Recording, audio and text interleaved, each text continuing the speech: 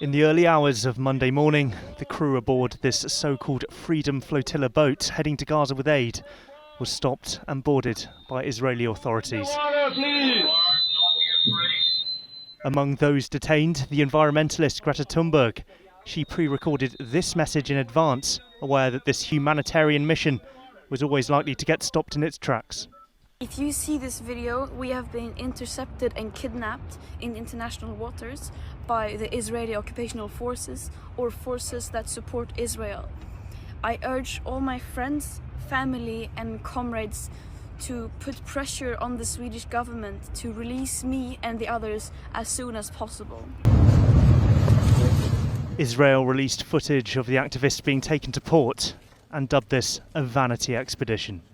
Poor Greta, she's alienated half of the world with this crying wolf, and now she's looking for her next bandwagon. This was a PR stunt, sailing under the flag of moral vanity.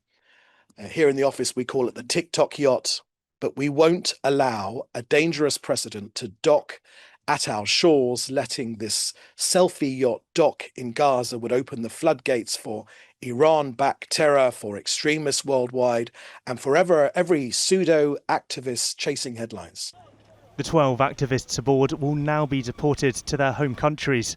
They knew they were never likely to reach Gaza with their small but symbolic boatload of aid.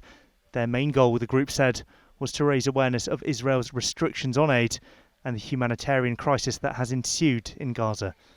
Israel has absolutely no authority to intercept and stop a boat like this, which carried humanitarian aid and most than everything else, humanity to the people of Gaza. You know, there should be state navies breaking the siege instead of a boat of volunteers risking their life.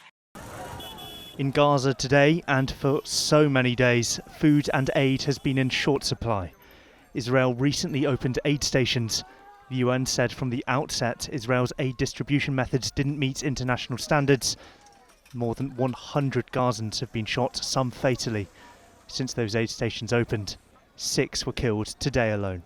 We ran like everyone else, and we went inside, and instead of the Americans giving us aid, they sprayed us with pepper gas.